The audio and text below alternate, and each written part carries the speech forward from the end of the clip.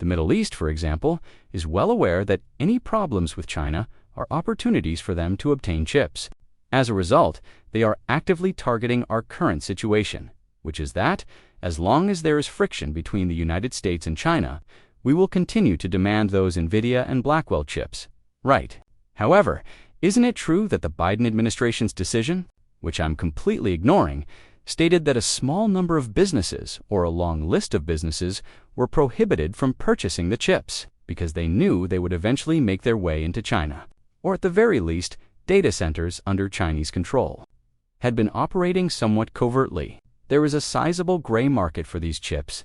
Nevertheless, yes, so they're getting into, and a lot of it passes through, and not even the H20s, like the H100 or 1000.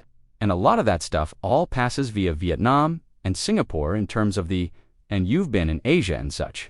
That's right. All okay? So why is Jensen complaining? Due to the fact that they are selling these chips. In other words, what proportion of the chips they sell are truly headed to China?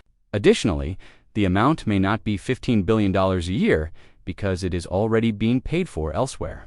The main problem is that Jensen is aware of this and doesn't want Huawei to acquire it. The stats don't matter as much. He doesn't want Huawei to win that contract, for example, since it will give Huawei a competitive advantage in China. But eventually, it will be that way because, if you imagine what a digital Belt and Road would look like, and the Chinese are going to acquire the majority of the developed world. Most of these nations that accept their loans, take their money, and are constructing infrastructure based on China's prerogatives, that kind of thing outside of China, they will undoubtedly be flush with Huawei. Data centers that are, equipped with Chinese servers and Huawei chips, you know what I mean, like it's actually occurring. And I am aware that the main counter-argument is, why wouldn't we want China to be dependent on our technology? However, I'm not sure. I'm not sure why that would be beneficial for them as a nation, if you get what I mean. Additionally, Nvidia will mean it will still be a major business for Nvidia, right? However, as you may know, the Chinese manufacture all of the authenticators and other components that are used in our drones. We rely on them for a lot of things. Really? When it comes to our technology, we must discover leverage, and that is what we have. Look, Nvidia chips for administration are the largest chip on the poker table. You may fight about planes or anything else, but those chips are the main point. Okay, that makes sense then. I see what you think about that. Let's discuss Apple. This release was made on Tuesday. I don't believe that analysts or anyone else had any expectations regarding the hardware. I'm going to get one of the Airs just because I like them. I've owned every iPhone, and part of the reason is that I probably wouldn't get one if I weren't such a nerd, didn't podcast, and wasn't on fast money. I stopped purchasing the Pros a few years ago since, other from the $500 price difference, I don't really see much of a difference. The Air is intriguing. Isn't it the first truly novel form factor? Our Mini did not perform well. It may not perform well. 1 month from today, we may learn that this battery has a 4-hour lifespan. Do you understand? No, but notice, there are some design modifications. The total product cycle, including this phone and the Pro as a whole, is likely an 8.5 on a scale. Some price increase, that is, although you have discussed it numerous times. The truth is that AI is the reason why Apple is underperforming and why the stock sold off. I believe that the figures are conservative. You're missing that? Really? The stock has, because guess what? That's 2 letters. How about this? If they let's say they surpass iPhone sales by 10% in the upcoming year. If I told you, Dan, that they will surpass iPhone sales by 10% in the upcoming year, and I have a crystal ball, is that what they've experienced thus far, if they've experienced 2 straight declines? Yes, you say, oh my God, that's great. When I give you the Goldilocks scenario, the stock will rise significantly. You know what? You don't have a real AI strategy if you don't have a Gemini deal.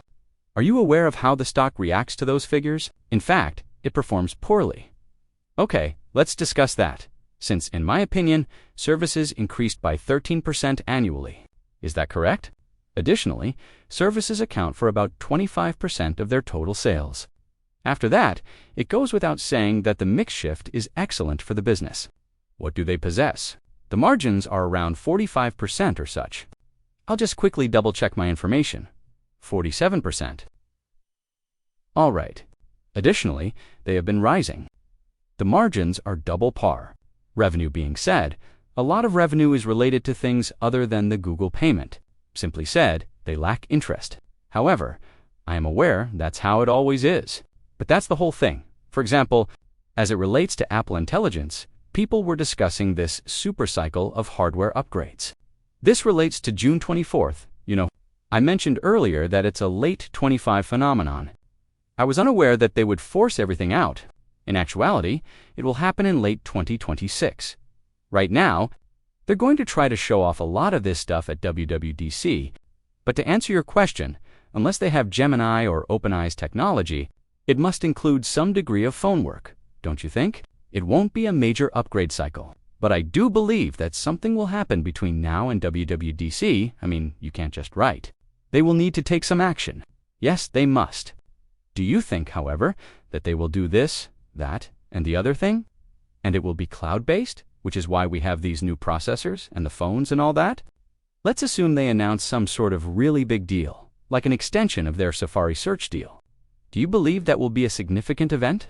You understand what I mean when I say that I have ChatGPT on my phone. They must present something that makes you go, whoa. Do they need to ship, or is it just a concept they need to set out? They must properly and timely spell forth the plan. Okay, do you think a foldable phone is a big deal? No, let's get foldable.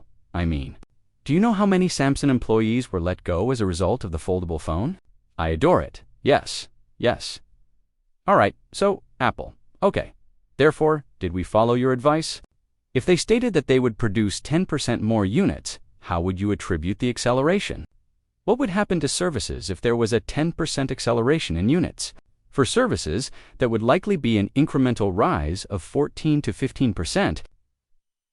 All right. When they eventually have a good AI product, what are you thinking about? Is the unlock reached when you reach the services level? For example, yes, that is the unlock. However, it comes back to the fact that it's like having a child that plays baseball and does well.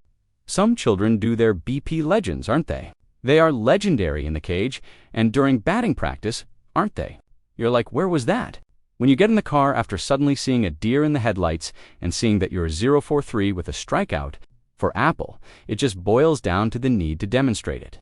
Yes, okay, I swear to you that we will leave, but I want to hit a few more names. What do you think of it?